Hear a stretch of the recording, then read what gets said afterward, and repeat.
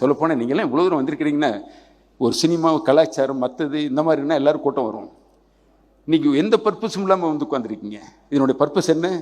என் மேலே வச்சுருக்கிற பாசம்தான்.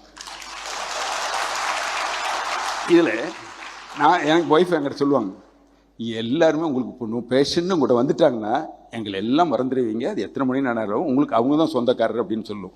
அது உண்மை. எனக்கு நீங்கள் தான் சொந்தக்காரர். இந்த விழாவை வந்திருக்கிறீங்க. ஸோ இது நம்ம எல்லாம் ஒன்றா ஜேர்னி பண்ணிக்கிட்டு இருக்கோம்.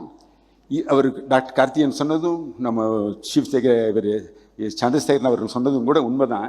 இது ஜேர்னி இப்போ தானே, it is not the end. நான் என்ன பண்ணேன், ஒரு ரவுண்டு போட்டு பார்த்தேன். அந்த ரவுண்டு கீழே வந்து மறுபடியும் நிற்கிது. நான் படிக்க ஆரம்பிக்கும் பொழுது நத்திங்கன்னா இப்போ நத்திங்கமாக தெரியுது எனக்கு.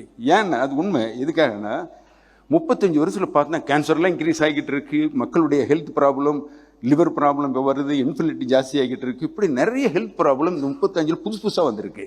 அப்போ அதுக்கு நம்ம வந்து கண்டுபிடிக்கணும், அவங்களுக்காக வைத்தியம் பண்ண வேண்டியது இருக்குது. இப்படி ஆய்வுகள் நிறைய பண்ணணும்.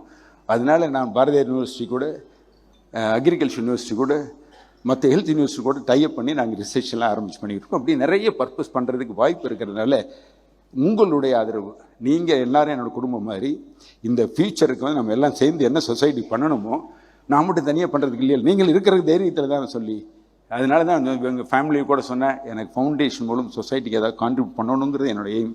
அதற்கு குடும்பம் வந்து ரொம்ப ஒத்துழைச்சிட்டு இருக்காங்க. ஸோ ஒரு நல்ல ஃபேமிலி, எல்லாம் வரம்னு சொல்லுவாங்க, அமையிறது அது கடவுளாக பார்த்து கொடுத்த வரமுனால அது வந்து எனக்கு நல்லா அமைஞ்சிருக்கு.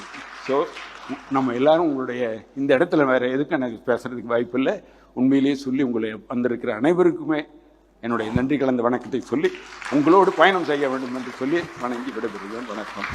ஒரு அற்புதமான மாலை பொழுதெல்லாம் அனைவரும் கூட ஒரு நல்ல மனிதருடைய வாழ்க்கையை பற்றி பேசுவதற்காக, அந்த மனிதருடைய சாதனையை எல்லாம் இங்கே பெரிய மனிதர்கள் முன்னிலையிலே அதை வெளியிடுவதற்காக நாம் இங்கே சேர்ந்திருக்கின்றோம்.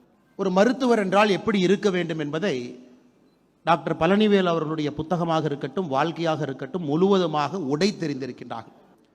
அந்த புத்தகத்தினுடைய ஆரம்பத்தில் ரொம்ப தெளிவாக எழுதியிருப்பாங்க, ஒரு வீட்டில் ஒரு குழந்தை வரும் பொழுது ஒரு சுபிக்ஷத்தை கொண்டு வருவார்கள் என்று.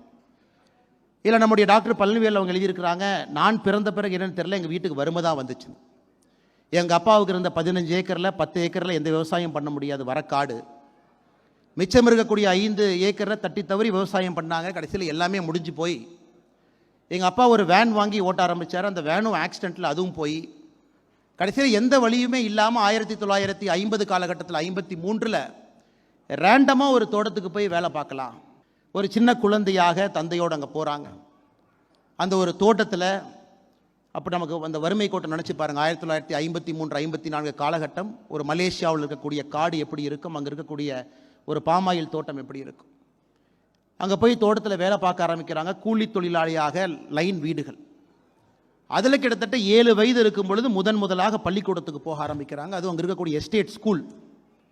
அந்த எஸ்டேட் ஸ்கூலில் அப்படியே போய் அங்கே படித்து கொஞ்சம் கொஞ்சமாக படித்து வரும் பொழுது வறுமையினுடைய கோர தண்டவாளத்தை அந்த மனிதர் பார்க்குறார். அங்கேயே பார்க்குறார், அந்த பள்ளிக்கூடத்திலிருந்து படிக்கும் பொழுது பார்க்குறாங்க. அதன் பிறகு படிப்படியாக ஒரு லெவலுக்கு மேலே பார்த்தீங்கன்னா 5ஆம் கிளாஸ் வர்றாங்க. அதன் பிறகு ஒரு கன்ஃபியூஷன். அந்த சிஸ்டமில் வந்து நீங்கள் அடுத்து போகும் பொழுது அது வேறு விதமான ஒரு மாடலில் படித்து போகணும். இவருக்கு அதை பிடிக்கல. ஸ்கூலில் போய் ட்ரான்ஸ்ஃபர் சர்டிஃபிகேட் வாங்கிட்டு அவங்க அப்பாட்ட வந்து சொல்கிறாரு, இதுக்கு மேலே நான் படிக்கிறதுக்கு எனக்கு இன்ட்ரெஸ்ட் கிடையாது, நான் கிளம்பி ஊருக்கு போகலான்னு இருக்கேன் சொன்ன பொழுது இந்த மனிதனுக்கு முதலாக அவங்க அப்பா ஓங்கி ஒரு அடி கொடுக்குறார். முதல் முறை வாங்கிய அடி